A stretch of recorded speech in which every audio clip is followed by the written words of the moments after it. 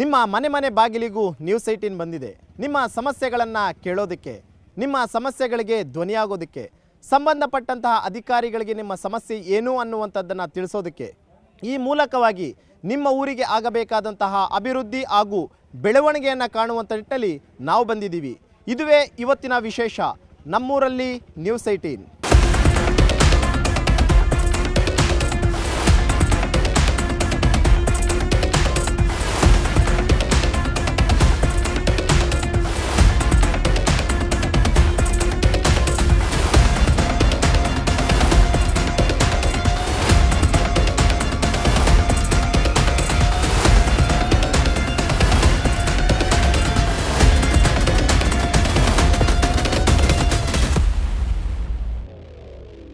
ಇವತ್ತು ನಾನು ರಾಯಚೂರು ಜಿಲ್ಲೆಯ ಹೊಸದಾಗಿ ಆಗಿರುವಂತಹ ಮಸ್ಕಿ ತಾಲ್ಲೂಕಿನಲ್ಲಿದ್ದೀನಿ. ತಾಲ್ಲೂಕಿನಲ್ಲಿ ಸರ್ಕಾರಿ ಆಸ್ಪತ್ರೆಯೂ ಆಗಿದೆ, ಆದರೆ ಅಲ್ಲಿ ಸರಿಯಾದಂತಹ ವೈದ್ಯರು ಮತ್ತು ನರ್ಸ್ಗಳ ವ್ಯವಸ್ಥೆ ಇಲ್ಲ ಅನ್ನುವಂಥ ಒಂದು ಆರೋಪವನ್ನು ಸ್ಥಳೀಯರು ಮಾಡ್ತಾ ಇದ್ದಾರೆ. ಹಾಗಾದರೆ ಎಷ್ಟು ವರ್ಷಗಳಿಂದ ಈ ರೀತಿಯಂಥ ಸಮಸ್ಯೆ ಆಗ್ತಾ ಇದೆ, ವೈದ್ಯರಿಲ್ಲದೆ ಪರದಾಡುವಂಥ ಸ್ಥಿತಿ ಏನೆಲ್ಲ ಆಗಿದೆ ಅನ್ನುವಂಥದ್ರ ಬಗ್ಗೆ ಖುದ್ದು ಇಲ್ಲಿನ ಗ್ರಾಮಸ್ಥರಿಗೆ ನನ್ನ ಜೊತೆ ಇದ್ದಾರೆ, ಅವ್ರನ್ನೂ ಕೂಡ ನಾನು ಮಾತನಾಡಿಸ್ತೀನಿ. ಸರ್, ಮಸ್ಕಿಯಲ್ಲಿ ತಾಲ್ಲೂಕು ಹಾಸ್ಪಿಟ್ಲೇನೂ ಇದೆ ಸರ್, ಆದರೆ ವೈದ್ಯಾಧಿಕಾರಿಗಳು ಇಲ್ವಂತಲ್ಲ ಸರ್? ಇಲ್ಲಿ ವೈದ್ಯಾಧಿಕಾರಿಗಳು ಹಾಸ್ಪಿಟ್ಲ್ ಆದಾಗಿಂದನೂ ವೈದ್ಯಾಧಿಕಾರಿಗಳು ಬಂದೇ ಇಲ್ಲ. ಇಲ್ಲಿ ಬರೋದೆಲ್ಲರೂ ಇನ್ಚಾರ್ಜ್ ಆಗೇ ಬರ್ತಾರೆ. ಬಂದಿರೋರು ಕೂಡ BMS ಡಾಕ್ಟ್ರುಗಳು ಬಂದಾರೆ. ಯಾರೋ MBBS ಡಾಕ್ಟರ್ ಬಂದರೆ ಅವ್ರು 4 ದಿವಸ ಕೂಡ ಇರಲ್ಲ ಇಲ್ಲಿ. ಅವ್ರು ಬಂದು ಸೈನ್ ಮಾಡ್ತಾರೆ, ಹೋಗ್ಬಿಟ್ಟಿರ್ತಾರೆ. ಇಲ್ಲಿ ಬರೀ ನರ್ಸ್ಗಳು ಸಿಸ್ಟರ್ಗಳು ಅವರಿಂದನೇ ನಡೀತೈತೆ. ಈ ಭಾಗದಾಗ ಹಾಸ್ಪಿಟ್ಲಿಗೆ ಭಾಳಷ್ಟು ತೊಂದರೆ ಆಗಿದೆ. ಇದನ್ನು ಸಾಕಷ್ಟು ಹೋರಾಟ ಮಾಡಿದ್ದಾರೆ. ಎಲ್ಲ ಹೋರಾಟಗಾರರು ಸಾಕಷ್ಟು ಹೋರಾಟ ಮಾಡಿದ್ರು ಕೂಡ ಹಾಸ್ಪಿಟ್ಲ್ ಇದೆ, ಡಾಕ್ಟರ್ಸ್ ಇಲ್ಲ. ಇದನ್ನು ಏನು ಕೇಳಿದ್ರು ಕೂಡ ಯಾವ ಸರ್ಕಾರಗಳು ಬಂದರೂ ಕೂಡ ಅದನ್ನು ಸಂಪೂರ್ಣವಾಗಿ ಮಾಡೋಕ್ಕಾಗಿಲ್ಲ. ಹಿಂದೆ BJP ಸರ್ಕಾರ ಇದ್ದತ್ನಾಗ ಕೂಡ ಸಾಕಷ್ಟು ಕೇಳಿದ್ರು, ಈಗ ಆಗಾಗತ್ತಂದ್ರೆ ಯಾರೋ ಇನ್ಚಾರ್ಜ್ ಡಾಕ್ಟರ್ಸ್ ಇದ್ರು, ಅವಾಗ ಆಗಲಿಲ್ಲ. ಈಗ ಸಿದ್ದರಾಮಯ್ಯ ಅವ್ರು ಬಂದಮೇಲೆ ಏನಾದರೂ ಆಗುತ್ತಪ್ಪ ಅಭಿವೃದ್ಧಿ ಅನ್ಕೊಂಡ್ರೆ 2 ವರ್ಷ ಕಳೀತಾ ಬಂದರೂ ಕೂಡ ಇವತ್ತಿನವರೆಗೂ ಒಂದು ಒಳ್ಳೆ ಡಾಕ್ಟರ್ಸ್ ಬಂದಿಲ್ಲ, ಯಾವುದೇ ಒಂದು ಅನುಕೂಲ ಆಗಿಲ್ಲ ಜನರಿಗೆ. ಅಲ್ಲ ಸರ್, ಈಗ ಬೇರೆ ಸರ್ಕಾರಿ ಆಸ್ಪತ್ರೆಯಲ್ಲಿ ತಾಲ್ಲೂಕು ಮಟ್ಟದಲ್ಲಿರುವಂತಹ ಆಸ್ಪತ್ರೆಯಲ್ಲಿ ನಾವು ನೋಡಿದ್ರೆ ಪ್ರತಿಯೊಂದು ಡಿಪಾರ್ಟ್ಮೆಂಟ್ಗೂ ಒಬ್ಬೊಬ್ಬ ಡಾಕ್ಟರ್ ಇರ್ತಾರೆ ಸರ್. ನಾವೀಗ ಅಲ್ಲಿ ನೋವು ಅಂತ ಹೋದ್ರೆ ಒಬ್ಬರು ಸಪ್ರೇಟಾಗಿ ನೋಡ್ತಾರೆ, ಇನ್ನಿತರ ಬೇರೆ ಬೆನ್ನು ನೋವು ಅಂತ ಹೋದ್ರೆ ಸಪ್ರೇಟಾಗಿ ನೋಡ್ತಾರೆ. ಇಲ್ಲಿ ಯಾರು ಇಲ್ವಂತಲ್ಲ, ಹೆಂಗೆ ಅಂತ ಸರ್? ಇದು ಹಲ್ಲು ನೋವು ಇವೆಲ್ಲ ಕಾಮನ್ ಸರ್. ಯಾರು ಸತ್ರು ಪೋಸ್ಟ್ ಮಾರ್ಟಮ್ ಮಾಡೋಕ್ಕಿರಲ್ಲ ಸರ್. ಬಾಡಿ 20-24 ತಾಸು 48 ತಾಸು ಹಿಡ್ಕೊಂಡು ಕುಂದಿರ್ತಾರೆ. ಇಲ್ಲಿ ರಾಯಚೂರಿಂದ ಲಿಂಗಸೂರಿಂದ ಯಾರೋ ಡಾಕ್ಟರ್ ಬಂದು ಪಂಚಲ ಮಾಡಬೇಕು. ಅವಾಗ ತನ ಸತ್ತೋರ್ ಮನಿದು ಏನು ಇದು ಪರಿಸ್ಥಿತಿ ಹೇಳ್ಬಾರ್ದ್ರಿ, ಅಂಥ ಪರಿಸ್ಥಿತಿ ಐತೆ. ಆದಷ್ಟು ಬೇಗ ಅದಕ್ಕೆ ಸರ್ಕಾರ ಇದಕ್ಕೆ ಸ್ವಲ್ಪ ಕಾಳಜಿ ವಹಿಸಿ ಆದಷ್ಟು ಇಲ್ಲಿ ಡಾಕ್ಟರ್ ಬರೋದು ವ್ಯವಸ್ಥೆ ಮಾಡ್ಬೇಕ್ರಿ. ಇಲ್ಲ ಮುಂದಿನ ದಿನಗಳು ಹಿಂಗೆ ಇದ್ದರೆ ಎಲ್ಲ ನಾವು ಸಂಘಟನೆಗಳು ಸೇರಿ ಎಲ್ಲರೂ ಸೇರಿ ನಾವು ಉಗ್ರವಾದ ಹೋರಾಟ ಮಾಡೋಕ್ಕೂ ರೆಡಿ ಇದೀವಿ ಸರ್. ಇಲ್ಲಿಂದ ನಾವು ತಾಲೂಕು ಆಸ್ಪತ್ರೆ ಅಂತಂದ್ರೆ ಸಿನ್ನೂರಿಗೆ ಹೋಗ್ಬೇಕು ಸರ್, ಇಲ್ಲಾಂದ್ರೆ ರಾಯಚೂರಿಗೆ ಹೋಗ್ಬೇಕು. ಈ ಸಡನ್ ಆಗಿ ಈಗ ಬಡವ್ರು ಬರ್ತಾರೆ ಸರ್, ಅತಿ ಹೆಚ್ಚು ಬಡತನ ಇರ್ತಕ್ಕಂಥ ನಮ್ಮ ತಾಲೂಕು ಸರ್ ಇದು. ಬಟ್ ಬಡವ್ರು ಬಂದಂಥ ಸಂದರ್ಭದಲ್ಲಿ ಇಲ್ಲಿ ಖಾಸಗಿ ಆಸ್ಪತ್ರೆಗೆ ಹೋಗ್ತಕ್ಕಂಥವ್ರಿಗೆ ದುಡ್ಡು ಇರೋದಿಲ್ಲ. ಅವರು ಸಿನ್ನೂರು ಇಲ್ಲ ರಾಯಚೂರಿಗೆ ಹೋರಂತಾರೆ, ಅಲ್ಲಿವರೆಗೂ ಓಟಿಗೆ ಅದು ಬಾಡಿ ಇರ್ಬೇಕಲ್ಲ ಸರ್. ತುರ್ತು ಅಂತ ಬಂದ ಸಂದರ್ಭದಲ್ಲಿ ಇರೋದಿಲ್ಲ ಸರ್, ಸಾವೇ ಗತಿ ಸರ್.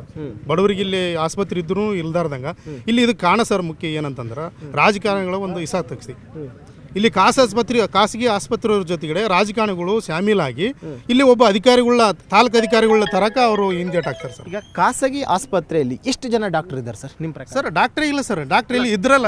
ಖಾಸಗಿಯಲ್ಲಿ ಪ್ರೈವೇಟ್ ಹಾಸ್ಪಿಟಲ್ ಖಾಸಗಿ ಇತ್ತೀಚೆಗೆ ಭಾಳ ಆಗಿದೆ ಸರ್. ಒಂದು ಅವಾಗಂದ್ರೆ 2 ಇದ್ದು ಸರ್, ಈಗ ಇತ್ತೀಚೆಗೆ ಭಾಳ ಆಗಿದೆ ಸರ್. ಅದಕ್ಕೆ ಕೊಡ್ತಿರೋ ಪ್ರಾಮುಖ್ಯತೆ ರಾಜಕಾರಣಿಗಳು ಸರ್ಕಾರಿ ಆಸ್ಪತ್ರೆ ಕೊಡ್ತಿಲ್ಲ ಸರ್. ಎಷ್ಟು ಜನ ಇದ್ದಾರೆ ಸರ್? ಈಗ ನರ್ಸ್ ಆಗಿರ್ಬೋದು, ಡಾಕ್ಟರ್ಸ್ ಆಗಿರ್ಬೋದು ಅಲ್ಲಿ? ಯಾಕಂದ್ರೆ ನಾವು ಕೇಳಿದಂಗೆ ಒಬ್ಬರೇ ಡಾಕ್ಟ್ರು ಅಂತ ಕೇಳ್ಪಟ್ವಿ. ಅದಕ್ಕೆ MBBS ಡಾಕ್ಟ್ರು ಯಾರೋ ಒಬ್ರು ಇನ್ಚಾರ್ಜ್ ಇದ್ದಾರೆ ಅಂತ ಕೇಳ್ತಾ ಇದ್ದಾರೆ ಸರ್. ಅದು ಒಬ್ಬರು ಇರ್ತಾ ಇಲ್ಲ ಹಾಸ್ಪಿಟಲಲ್ಲಿ. ಒಂದು 4-5 ಜನ ನರ್ಸ್ಗಳಿರ್ಬೋದು. ನೈಟ್ ಹೊತ್ತು ಯಾರಾದರೂ ಎಮರ್ಜೆನ್ಸಿ ಅಂತ ಹೋದರೆ ಹಾಸ್ಪಿಟ್ಲು ಬಾಗಿಲು ಹಾಕಿರುತ್ತೆ ಸರ್. ಯಾರೋ ಒಬ್ಬ PON ಹೊರಗಡೆ ಇರ್ತಾನೆ, ಅವನು ಹೋಗಿ ಎಬ್ಸ್ಕೊಂಡು ಕರಿಬೇಕು, ಯಾರಾದ್ರೂ ಹಾಕಪ್ಪ ತುರ್ತು ಚಿಕಿತ್ಸೆ ಮಾಡು, ಇವರಿಗೆ ಈ ಥರ ಗಾಯಗಳಾಗಿದ್ದಾವೆ, ಆಕ್ಸಿಡೆಂಟ್ ಆಗಿದ್ದಾವೆ ಅಂತ ಈ ಥರ ಹೇಳುವಂಥ ಪರಿಸ್ಥಿತಿ ಅನೇಕ ಬಾರಿ ಕೂಡ ನಾವು ಒಂದೊಂದು ಗಾಯಗಳಾದಾಗ ಹಾಸ್ಪಿಟ್ಲಿಗೆ ಹೋದಾಗ ಕೂಡ ಆಗಿದ್ದಾವೆ ಸರ್. ಬೇರೆ ರೀತಿಯಂತ ಈ ಎಮರ್ಜೆನ್ಸಿ ಪೀರಿಯಡ್ ಅಂತ ಹೋದಾಗ, ಎಮರ್ಜೆನ್ಸಿ ಟೈಮ್ನಲ್ಲಿ ಹೋದಾಗ ಹೆಚ್ಚು ಕಮ್ಮಿ ಆಗಿರೋಂಥ ಎಕ್ಸಾಂಪಲ್ಸ್ ಆಗಿದೆ? ಎಕ್ಸಾಂಪಲ್ ತುಂಬ ಇದೆ ಸರ್, ತುಂಬ ಇದೆ. ಎಕ್ಸಾಂಪಲ್ ಹೇಳ್ಬೇಕಂದ್ರೆ ಇಲ್ಲಿನ ಆಂಬುಲೆನ್ಸಸ್ ಸರ್ವೆನ್ಸ್ ಏರಿದಾವಲ್ರಿ, ಈಗಲೇ ನೋಡಿ ಸರ್ ಅಲ್ಲಿ 2-3 ಆಂಬುಲೆನ್ಸ್ ಇದಾವೆ, ಹಾಗೆ ಬಿದ್ದಿದ್ದಾವೆ ಗುಜರಿಗೆ. ಅವ್ರು ರಿಪೇರಿ ಮಾಡಿಸ್ತಕ್ಕಂಥ ವ್ಯವಸ್ಥೆ ಇಲ್ಲ. ನಾವೀಗಿನ 108ಗೆ ಫೋನ್ ಮಾಡಿದ್ರಪ್ಪ ಅಂದರೆ ಅಲ್ಲಿಂದ ಹೋಗಿ ಬರೋಟ್ಟಿಗೆ ಬೆಂಗಳೂರಲ್ಲಿ ಮತ್ತು ರಾಯಚೂರು ಈ ಥರ ಹೋಗಿ ಬರೋಷ್ಟಿಗೆ ಇಲ್ಲೆಲ್ಲ ಪೇಷಂಟ್ಗಳು ಅರ್ಧ ಆಯಸ್ಸನ್ನು ಹೋಗಿರ್ತಾವೆ ಕರ್ಕೊಂಡಿರೋವು. ಹಾಗಾಗಿ ಇಲ್ಲಿ ಇರೋ ಆಂಬುಲೆನ್ಸನ್ನು ಸಿದ್ಧಪಡಿಸ್ಕೊಂಡು ಕೇಸಿ ನಾವು ಎಮರ್ಜೆನ್ಸಿಗೆ ನಾವು ಇಲ್ಲಿ ಬಂದರೆ, ಈಗ ನಾವು ಇಲ್ಲಿ ಉಸ್ಕೆಯಿಂದ ಬಂದು ಫೋನ್ ಮಾಡಿದೆವು ಅಂದರೆ ಆಂಬುಲೆನ್ಸ್ಗೆ ಹೋಗ್ಬೇಕಂದ್ರೆ ಬೆಂಗಳೂರಿನ ಹೋಗಿ ಬರೋಷ್ಟಿಗೆ ಇಲ್ಲಿನ ಆಂಬುಲೆನ್ಸ್ ಸ್ಥಳೀಯ ಆಂಬುಲೆನ್ಸ್ ಇದ್ದಪ್ಪ ಅಂದರೆ ಆ ಎಮರ್ಜೆನ್ಸಿ 10 ಕಿಲೋಮೀಟರ್ ಬೇಗ ಬರ್ಬೋದು ರೀ. ಬೇರೆ ಅಂದ್ರೆ ಬಳಗನೂರು ಇಲ್ಲಾಂದ್ರೆ ಮುದುಗಲ್ಲು ಇಲ್ಲಾಂದ್ರೆ ಲಿಂಕ್ಸೂರು ಇಲ್ಲಾಂದ್ರೆ ಸಿಂಧನೂರು ಅಲ್ಲಿನ ಆಂಬುಲೆನ್ಸ್ ಬರೋ ಅಷ್ಟೈತಿ. ಇಲ್ಲಿ ಪರಿಸ್ಥಿತಿ ಹೆಂಗಿರ್ತದೆ ಗಂಭೀರ ಆಗಿರ್ತದೆ ಸರ್. ಹಾಗಾಗಿ ಇಲ್ಲಿನ ಆಂಬುಲೆನ್ಸ್ಗೆ ಸ್ವಲ್ಪ ಒತ್ತು ಕೊಡ್ಬೇಕೆಂಬುದು ನಮಗೆ ಬೇಡಿಕೆ ಸರ್. ಸರ್ ನಾವು ಕೂಡ ಹಾಸ್ಪಿಟ್ಲ್ ಹತ್ರ ಹೋಗಿ ನೋಡಿದ್ವಿ ಸರ್, ಒಂದು 2-3 ಆ್ಯಂಬುಲೆನ್ಸು ಕೆಟ್ಟೋಗಿ ನಿಂತೋಗ್ಬಿಟ್ಟಿದ್ದೇವೆ. ಹಾಂ, ಅಟ್ಲೀಸ್ಟ್ ಅವ್ರನ್ನ ಸರಿ ಮಾಡಿಕೊಂಡು ಅಟ್ಲೀಸ್ಟ್ ಜನರಿಗೆ ಅನುಕೂಲ ಮಾಡೋಣ ಅನ್ನೋಂಥದ್ದು ಕೂಡ ಅಧಿಕಾರಿಗಳಿಲ್ವಲ್ಲ ಸರ್, ಏನು ಹೇಳ್ತೀರಿ ಇದಕ್ಕೆ? ಏನಿಲ್ಲ, ಅಧಿಕಾರಿಗಳಿಗೆ ಮೇನ್ ಡಾಕ್ಟ್ರುಗಳೇ ಇಲ್ಲ ಅಂದಾಗ ಇನ್ಯಾರು ಅಧಿಕಾರಿಗಳು ಅವ್ರಿಗೆ ಅವ್ರ ಸಂಪರ್ಕದಾಗಿರ್ಬೋದು, ಅವ್ರು ಯಾವ ರೀತಿ ನಡೆಸ್ಬೋದು, ಅವ್ರಿಗೆ ಏನಿಲ್ಲ, ಅದ್ರ ಬಗ್ಗೆ ಹೇಳೋಂಗೆ ಇಲ್ಲ, ಪರಿಸ್ಥಿತಿ ಹಂಗೆ ಆಗ್ಬಿಟ್ಟಿದೆ. ಸಿದ್ದರಾಮಯ್ಯವ್ರು ಹೇಳ್ತಾರೆ ಅನ್ನಭಾಗ್ಯ ಆರೋಗ್ಯ ಭಾಗ್ಯ ಅಂತೆಲ್ಲ. ಎಲ್ಲಿದೆ ಸರ್ ಆರೋಗ್ಯ ಭಾಗ್ಯ ಇಲ್ಲಿ ಅಂತ? ಆರೋಗ್ಯ ಭಾಗ್ಯ ಇಲ್ಲವೇ ಇಲ್ಲಲ್ಲ ಸರ್. ಎಲ್ಲಿದೆ? ಯಾವ ರೀತಿ ಆರೋಗ್ಯ ಭಾಗ್ಯ ಕೊಟ್ಟಿದ್ದಾರೆ? ಏನೂ ಇಲ್ಲ ಅಲ್ಲಿ. ಅದು ಆರೋಗ್ಯ ಭಾಗ್ಯ 0. MBBS ಡಾಕ್ಟ್ರ್ ಅಂತ ಬೇಕೇ ಬೇಕು, ಇಲ್ಲಿ ಭಾಳ ಕೊರತೆ ಇದೆ ಸರ್. ಸರ್ ಆಗಲೇ ಒಬ್ರು ಹೇಳ್ತಿದ್ರು, ಟ್ರೀಟ್ಮೆಂಟ್ ಕೊಡೋದು ಒಂದು ಕಡೆ ಇರಲಿ, ಪೋಸ್ಟ್ ಮಾರ್ಟಮ್ ಮಾಡೋಕ್ಕೂ ನಮ್ಮ ಊರಲ್ಲಿ ಡಾಕ್ಟ್ರ್ ಇಲ್ಲ. ಇಲ್ಲ ಇಲ್ಲ ರೀ, ಅವ್ರು ಹೇಳೋದು ನಿಜ ಐತೆ. ಯಾರು ಇಲ್ಲ ಅಲ್ಲಿ ಯಾರು ಸ್ಟಾಪೇ ಇಲ್ಲ. ಒನ್ಲಿ ಈ ಡಾಕ್ಯುಮೆಂಟ್ ಸಹಿ ಮಾಡೋಕ್ಕಷ್ಟೇ ಇಲ್ಲಿ ಹೋಗಿ ಮಾಡಿಸ್ಕೊಂಬಂದು ಕೊಡ್ತಾರೆ ಅಷ್ಟೇ, ಬೇರೆ ಏನಿಲ್ಲ ಅಲ್ಲಿ. ಅವ್ರು ಇರೋದೇ ಇಲ್ಲ ಅಲ್ಲಿ ಯಾರು. ಅಲ್ಲ, ನೈಟ್ ಟೈಮಲ್ಲಿ ಹೋದ್ರೆ ಅಟೆಂಡರ್ ಅಂತ ಅಟೆಂಡ್ ಮಾಡೋ ಅಂಥದ್ದು ಅಂದರೆ ಅವು ಯಾವ ಇವು ಹೆರಿಗೆ ಕೇಸ್ಗಳು ಬಂದರೆ ಅಷ್ಟೇ ತಗೊಂತಾರೆ, ಮುಂದೆ ಕಳಿಸ್ತಾರೆ. ಬಂದ್ರು ಮುಂದೆ ಕಳಿಸ್ತಾರೆ. ಹೆರಿಗೆ ಕೇಸ್ಗಳು ಬಂದರೆ ಭಾಳ ತ್ರಾಸಿದೆ ಸರ್. ಅಲ್ಲಂತೂ ಯಾರು ಅಟೆಂಡ್ ಮಾಡ್ತಿಲ್ಲ. ಅವ್ರು ಏನೈತೆ ಪ್ರೈವೇಟ್ ಆಸ್ಪತ್ರೆಗೆ ಹೋಗ್ತಾ ಇದ್ದಾರೆ. ಭಾಳ ತ್ರಾಸಿದೆ ಹೆರಿಗೆ. ಮತ್ತೆ ಗರ್ಭಿಣಿ ಹೆಂಗಸ್ರು ಯಾರು ಬರೋಕ್ಕೆ ಹಿಂದೇಟ್ ಆಗ್ತಿದ್ದಾರೆ ಇಲ್ಲಿ. ಜೀವ ಉಳಿಯಲ್ಲಲ್ರಿ, ಆ ಟೈಪ್ ಆಗಿದೆ, ಅಂಥ ಪರಿಸ್ಥಿತಿ ಇದೆ ಇಲ್ಲಿ. ಆಮೇಲೆ ನಾಮಕ ವ್ಯವಸ್ಥೆ ಮಾತ್ರ ಸರ್ಕಾರ ಆಸ್ಪತ್ರೆ ಆಗಿದೆ. ಈಗ ಸಣ್ಣ ಪುಟ್ಟದಾಗ ಏನಾದರೂ ಅಂತಂದ್ರೆ 1-2 ದಿನ ಲೇಟ್ ಆದರೂ ಪರವಾಗಿಲ್ಲ ಅಂತೀವಿ. ಈಗ ಇವ್ರು ಹೇಳ್ದಂಗೆ ಹೆರಿಗೆ ಆಗಿರ್ಬೋದು, ಹಾರ್ಟ್ ಅಟ್ಯಾಕ್ ಆಗಿರ್ಬೋದು, ಆಕ್ಸಿಡೆಂಟ್ ಆಗಿರ್ಬೋದು, ಇಂಥ ಎಮರ್ಜೆನ್ಸಿ ಕೇಸಸ್ ಅಂತ ಬಂದಾಗ ಇಮಿಡಿಯೇಟಾಗಿ ಅಟೆಂಡ್ ಮಾಡಲೇಬೇಕು. 1 ನಿಮಿಷನೂ ತುಂಬ ಅಂದರೆ ತುಂಬ ಇಂಪಾರ್ಟೆಂಟ್ ಇರುತ್ತೆ ಸರ್. ಅಂಥ ಟೈಮ್ನಲ್ಲಿ ಈ ರೀತಿ ಅಂತ ಅವ್ಯವಸ್ಥೆ ಇದ್ಕೊಂಡು ಏನು ಮಾಡೋಕೆ ಹೊರಟಿದ್ದಾರೆ ಅಂತ ಹೇಳಿ ಮಾಡೋಕ್ಕೆ ಸರ್. ಇಲ್ಲಿ ಹೆಂಗಂದ್ರೆ ರಾಜಕೀಯ ಇದ್ರ ಜಾಸ್ತಿ ಇದೆ ಸರ್ ಇಲ್ಲಿ. ಈಗ ಯಾಕಂದರೆ ಫ್ಯಾಕ್ಟಾಗಿ ಮಾತಾಡ್ಬೇಕಂದ್ರೆ ಖಾಸಗಿ ಡಾಕ್ಟ್ರುಗಳು ಜಾಸ್ತಿ ಇದ್ದಾರೆ ಇಲ್ಲಿ. ಈಗ ಅಲ್ಲಿಗೆ ಇವತ್ತಿಗೆ ಡಾಕ್ಟರ್ ಸರಿಯತೆ ಕಳ್ಸೋಕೆ ವ್ಯವಸ್ಥೆ ಆಗ್ತಾ ಇಲ್ಲ ಅಲ್ಲಿ. MBBS ಡಾಕ್ಟ್ರನ್ನ ಸರ್ಕಾರ ಲೆವೆಲ್ದಾಗ ಕಳಿಸಿ ಉಣಿಸ್ಬೋದಲ್ಲ ಸರ್. ಈಗ ಮಾಡ್ಬೇಕಾದ್ರೆ ಆ ಕೆಲಸ ಯಾರು ಮಾಡಬೇಕು? ಶಾಸಕರು ಮಾಡಬೇಕು, ಮಾಜಿ ಶಾಸಕರು ಎಲ್ಲ ಸೇರಿ ಮಾಡ್ಬೇಕದನ್ನ. ಇವತ್ತು ಒಬ್ಬ ಮಾಜಿ ಶಾಸಕ ಊರಲ್ಲಿ ಇದೇ ಪರಿಸ್ಥಿತಿ ಐತಂದ್ರೆ ಈಗ ಇವರು ಬೇರೆಯವರು ಏನು ಮಾಡ್ತಾರೆ ಸರ್? ಈಗ ಹೋದ್ ಸರಿ ಪ್ರೇಟ್ನಾಗ 3 ವರ್ಷ ಬೇರೆ ಇದ್ರು, ಈ ಪ್ರೆಸೆಂಟ್ ಇವರು ಬಂದಾರ. ಹೋದ್ ಸರಿ ಇದ್ದಂಥ ML ಅವರು ಯಾಕೆ ಕೆಲಸ ಮಾಡೋಕ್ಕಾಗಿಲ್ಲ? ನಂದೊಂದು ವಾದ ಸರ್. ಯಾಕೆ ಊರವರು ಈಗ ನಮ್ಮೂರು, ನಾನು ಒಬ್ಬ ಲೀಡರ್ ಇದ್ಮೇಲೆ ನಮ್ಮೂರು ಸ್ವಚ್ಛ ಇಟ್ಕೋಬೇಕು. ನಾನು ಫಸ್ಟ್ ನಮ್ಮೂರನ್ನ ಸ್ವಚ್ಛ ಇಟ್ಕೊಳ್ಳೋಣ, ಇನ್ನೊಂದು ಊರಿಗೆ ನಾವೇನು ಮಾಡೋಕ್ಕತ್ತ? ಏನು ಹೇಳ್ತೀರಿ ಸರ್? ನಿಮ್ಮ ಊರಿನ ಸರ್ಕಾರಿ ಆಸ್ಪತ್ರೆಗೆ ಸರ್ಕಾರದಿಂದ ಬರ್ತಕ್ಕಂಥ ಯಾವುದೇ ಅನುದಾನ ನಿಂತ್ಕೊಂಡಿಲ್ಲ. ಅವ್ರಿಗೆ ಕಾರಿನ ಫೆಸಿಲಿಟಿ ಬರುತ್ತೆ, ಡೀಸೆಲ್ ಫೆಸಿಲಿಟಿ ಬರುತ್ತೆ. ಅವ್ರದ್ದು ಏಜೆನ್ಸಿ ಮುಖಾಂತರ ಅಪಾಯಿಂಟ್ ಆದ್ರೂ ಅವ್ರಿಗೆ ಎಲ್ಲರಿಗೂ ಸ್ಯಾಲ್ರಿ ಬರುತ್ತೆ. 1 ತಿಂಗಳು ಸ್ಯಾಲ್ರಿ ನಿಂತ್ಕೊಂಡಿಲ್ಲ. ಆಮೇಲೆ ಎಲ್ಲ ಬೆಡ್ಗಳಿಗೆ ದುಡ್ಡು ಬರುತ್ತೆ, ಡೆವಲಪ್ಮೆಂಟ್ಗೂ ದುಡ್ಡು ಬರುತ್ತೆ, ಅಲ್ಲಿರ್ತಕ್ಕಂಥ ಪೇಷಂಟ್ಗಳಿಗೆ ಊಟಕ್ಕೂ ದುಡ್ಡು ಬರುತ್ತೆ. ಇದಕ್ಕೆ ಯಾವುದೇ ಇಲ್ಲ. ಮಸ್ಕಿ ಅಂದರೆ ದಿನಕ್ಕೂ ಹೆಚ್ಚಿಗೆ ದೊಡ್ಡದಾಗ್ತಕ್ಕಂಥ ಪ್ರದೇಶ. ಇವತ್ತು ತಾಲೂಕು ಇನ್ನೂ ಸುತ್ತರದ ಹಳ್ಳಿಗೆ ಒಂದಕ್ಕೆ ನೋಡಿದ್ರೆ ಸಿಂಧನೂರಿಗೆ ಸಮನಾಗಿ ಬೆಳೀತಕ್ಕಂಥ ತಾಲೂಕು ಅಂದ್ರಪ್ಪ ಅಂದರೆ ಅದು ಮಸ್ಕಿ. ಏನು ಸರ್?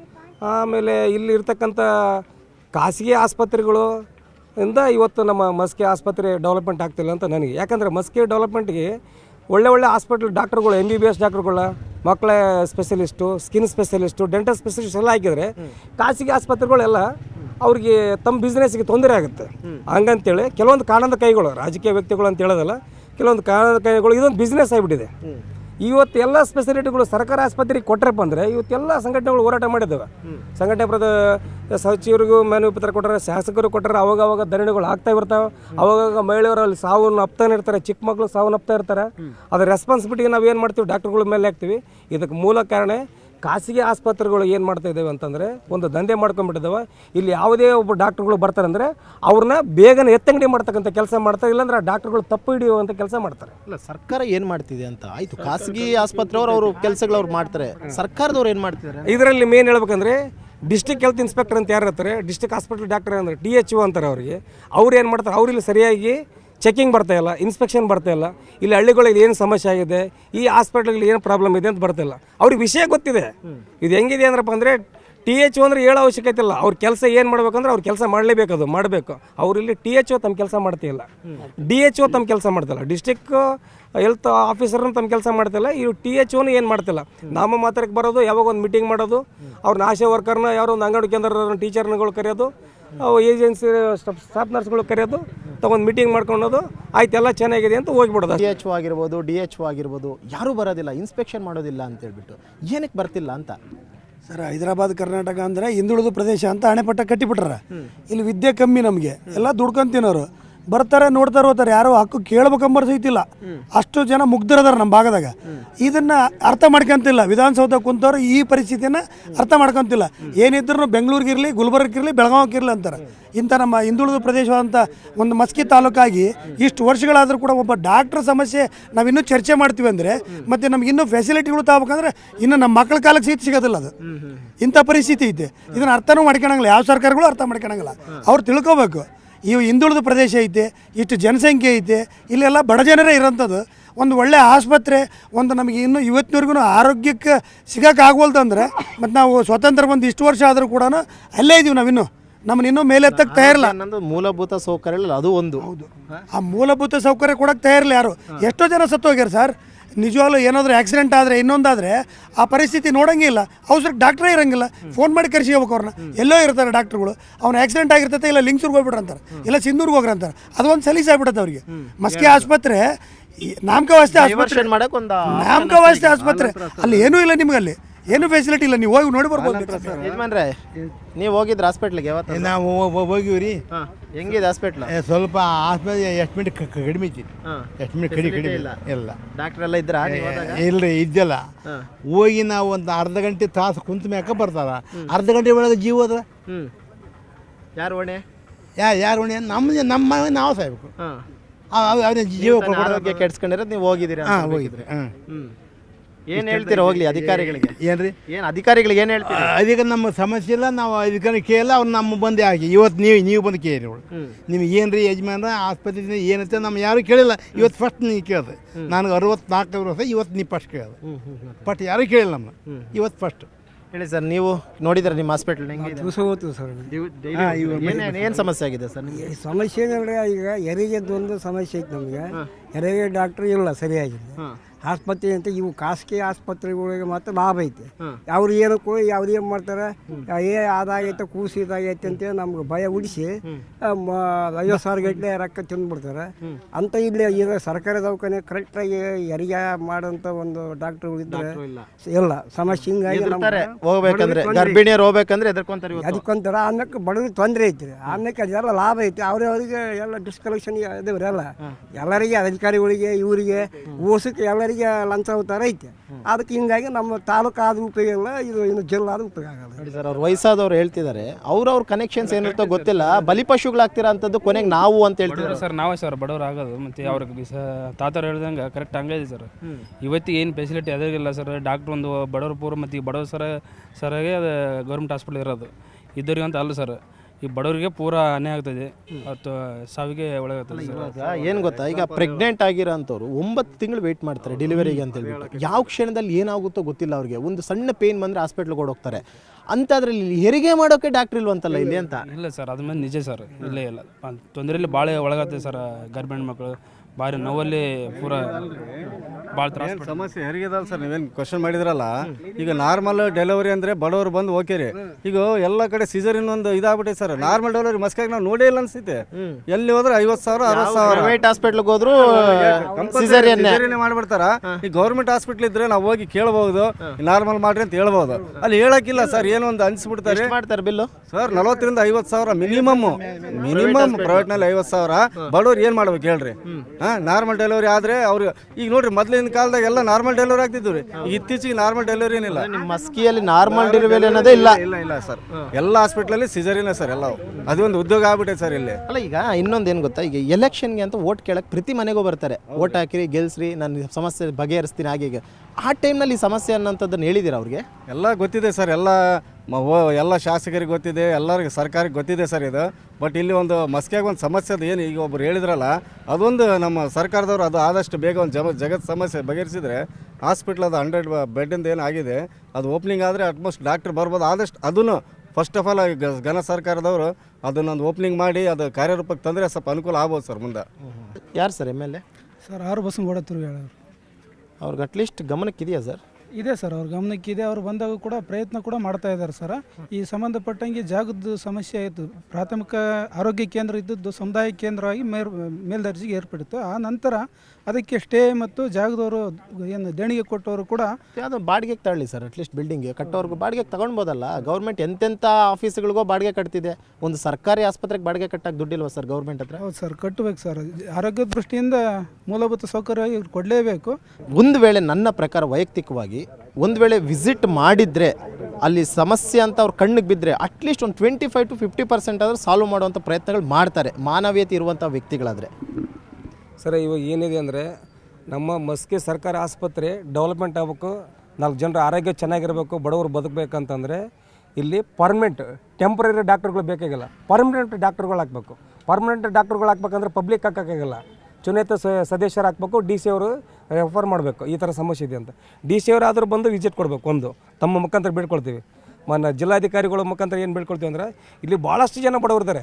ಮಸ್ಕಿ ಭಾಗದಲ್ಲಿ ಇರ್ತಕ್ಕಂಥವ್ರು ಭಾಳಷ್ಟು ತಾಂಡಗಳು, ಹಳ್ಳಿಗಳು, ಗ್ರಾಮಗಳಿಂದ ಬರ್ತಕ್ಕಂಥವ್ರು ಇದ್ದಾರೆ. ಆಮೇಲೆ ನಿಯರೆಸ್ಟ್ ಪ್ಲೇಸ್ ಯಾವುದೇ ಹೋಗ್ಬೇಕಂದ್ರೂ 30 ರಿಂದ 35 ಕಿಲೋಮೀಟರ್ ದೂರ ಹೋಗ್ಬೇಕು ನಾವು, ಒಂದು ತಾಲೂಕು ಪ್ಲೇಸ್ ಹಾಸ್ಪಿಟ್ಲಿಗೆ ರೀಚ್ ಆಗ್ಬೇಕಂತಂದರೆ. ಆಮೇಲೆ ಪ್ರತಿಯೊಂದು ಸ್ಕ್ಯಾನಿಂಗ್ ಸೆಂಟರ್ಗಳು ಇಲ್ಲಿ ಎಲ್ಲೂ ಇಲ್ಲ. ಪ್ರತಿಯೊಂದು ಸ್ಕ್ಯಾನಿಂಗ್ ಸೆಂಟ್ರಿಗೆ ಹೋಗ್ಬೇಕಂದ್ರೆ ಮಾಡಿಸ್ಬೇಕಂದ್ರೆ ನೀವು ರಾಯಚೂರು ಹೋಗ್ಬೇಕು, ಇಲ್ಲ ಸಿಂಧನೂರು ಹೋಗ್ಬೇಕು. ಖಾಸಗಿ ಆಸ್ಪತ್ರೆಗಳಿಗೆ ಒಂದು ಸ್ಕ್ಯಾನಿಂಗ್ 5 ರಿಂದ 10 ಸಾವಿರ ರೂಪಾಯಿ ಸ್ಕ್ಯಾನಿಂಗ್ ಫೀಸ್ ತೊಗೊಳ್ತಾರೆ. ಇಲ್ಲಿ ನಮ್ಮ ಸರ್ಕಾರಿ ಆಸ್ಪತ್ರೆಯಲ್ಲಿ ಸ್ಕ್ಯಾನಿಂಗ್ ಇದೆ, ಎಲ್ಲ ಇದೆ, ಆದರೆ ಅದನ್ನು ಆಪ್ರೇಟರ್ ಮಾಡ್ತಕ್ಕಂಥವ್ರು ಇಲ್ಲ. ಇಲ್ಲಿ ಎಲ್ಲ ಇದೆ, ಎಲ್ಲ ಸ್ಪೆಸಿಲಿಟಿ ಇದೆ. ಆಮೇಲೆ ದಿನೇಶ್ ಕೊಂಡ್ರೆ ಇದೆ, ಅದನ್ನು ಅಟ್ಲೀಸ್ಟ್ ಬಳಸುವಂಥವ್ರು ಯಾರು ಇಲ್ಲ. ಏನು ಸರ್, ಡಾಕ್ಟ್ರುಗಳು ಇದ್ದಾರೆ, ಬರ್ತಾರೆ ಹೋಗ್ತಾರೆ, ಆದರೆ ಪರ್ಮನೆಂಟ್ ಡಾಕ್ಟರ್ಗಳು ಮಸ್ಕಿಗೆ ಪರ್ಮನೆಂಟ್ ಡಾಕ್ಟರ್ಗಳು ಬಂತಂದ್ರೆ ಅವ್ರು ಇಲ್ಲೇ ಇರ್ತಾರೆ. ಸುಮ್ಮನೆ 3 ತಿಂಗಳಿಗೆ 6 ತಿಂಗಳಿಗೆ ಬರೋರಾದ್ರಪ್ಪ ಅಂದರೆ ಡೆವಲಪ್ಮೆಂಟ್ ಮಾಡೋಕ್ಕಾಗಲ್ಲ ಅವ್ರಿಗೆ. ಇಲ್ಲಿ ಪರ್ಮನೆಂಟ್ ಬಂದ್ರಪ್ಪ ಅಂದರೆ ಎಲ್ಲ ರೀತಿಯಿಂದ ಡಾಕ್ಟರ್ಗಳು ಬಂದರೆ ಇಲ್ಲಿ ಮೇನ್ ಇರ್ತಕ್ಕಂಥದ್ದು ಸ್ತ್ರೀರೋಗ ತಜ್ಞರು ಇರಬೇಕು, ಎರಡನೇದು ಏನು ರೀ. ಆಮೇಲೆ ಎಲುಬು ಕೀಲು ತಜ್ಞರು ಇರಬೇಕು, ಪ್ರತಿಯೊಂದು ಚಿಕ್ಕ ಪುಟ್ಟದಾಗ ಆಗ್ತಿರುತ್ತೆ. ಆಮೇಲೆ ಚಿಕ್ಕ ಮಕ್ಕಳ ತಜ್ಞರು ಅಂತ ಇರಬೇಕು. ಸ್ಕಿನ್ ಸ್ಪೆಷಲಿಸ್ಟ್ ಕಂಪಲ್ಸರಿ ಬೇಕೇ ಬೇಕು ನಮಗೆ. ಡೆಂಟಲ್ ಪರವಾಗಿಲ್ಲ. ಒಂದು ವೇಳೆ ಈ ಎಲ್ಲ ಒಂದು ಸಮಸ್ಯೆನ ಬಗೆಹರಿಲ್ಲ ಅಂದರೆ ವಾಟ್ ನೆಕ್ಸ್ಟ್ ಅಂದ್ರಪ್ಪ ಅಂದ್ರೆ ಮಸ್ಕಿಯ ಇವಾಗ ಪ್ರಜ್ಞಾವಂತ ನಾಗರಿಕರಿದ್ದಾರೆ, ಅದಕ್ಕೆ ಮುಂದೊಂದಿನ ತಕ್ಕ ಉತ್ತರ ಕೊಡ್ತಾರೆ ಅಂತ ನಾನು ಹೇಳೋಕ್ಕೆ ಬಯಸ್ತೀನಿ ಸರ್. ಸರ್, ಕೊನೆಯದಾಗಿ ಸರ್, ಇಷ್ಟೆಲ್ಲ ಸಮಸ್ಯೆಗಳಿದೆ ಸರ್, ಬಗೆಹರಿಲಿಲ್ಲ, ಬಗೆಹರಿಸೋ ಪ್ರಯತ್ನಗಳಾಗಿಲ್ಲ ಅಂತಂದ್ರೆ ಏನು ಮಾಡ್ತೀರಿ? ಏನು ಮಾಡ್ಬೇಕು ಸರ್, ಹೇಳಿ ಎಲ್ಲ ಸಾಕಾಗಿದ್ರಿ, ಮತ್ತು ಹೋರಾಟ ಮಾಡ್ಬೇಕ್ರಿ. ಆ ನಂತರ ಭಾಳ ಸಮಸ್ಯೆ ಇದಾವೆ ಸರ್. ಇನ್ನು ಮಸ್ಕಿಯಲ್ಲಿ ನಮ್ಮದು ಇನ್ನೂ ಒಂದು ಇದಕ್ಕಿಂತ ಮುಖ್ಯವಾಗಿ ಒಂದು ಸಮಸ್ಯೆ ಇದೆ ಸರ್.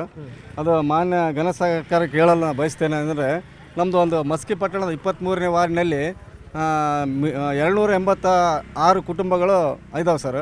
ಅದು ಸ್ಲಮ್ ಬೋರ್ಡ್ ಅಂತ ಡಿಕ್ಲೇರ್ ಆಗಿದೆ ರೀ. ಆಮೇಲೆ ಹಕ್ಕುಪತ್ರ ವಿತರಣೆ ಕಾರ್ಯಕ್ರಮ ಇತ್ತು ಸರ್ 31ನೇ ತಾರೀಕು 7ನೇ ತಿಂಗಳ. ಏಕಾಏಕಿ ಘನ ಸರ್ಕಾರ ಸನ್ಮಾನ್ಯ ಶ್ರೀ ಜಮೀರ್ ಅಹಮದ್ ಅವರು 29ಕ್ಕೆ ಕೊಳಚೆ ಅಭಿವೃದ್ಧಿ ನಿಗಮಕ್ಕೆ ಏಕಾಏಕಿ ಮೌಖಿಕವಾಗಿ ಒಂದು ಫೋನ್ ಮುಖಾಂತರ ಸ್ಟಾಪ್ ಮಾಡಿಬಿಟ್ಟಾರೆ ಸರ್.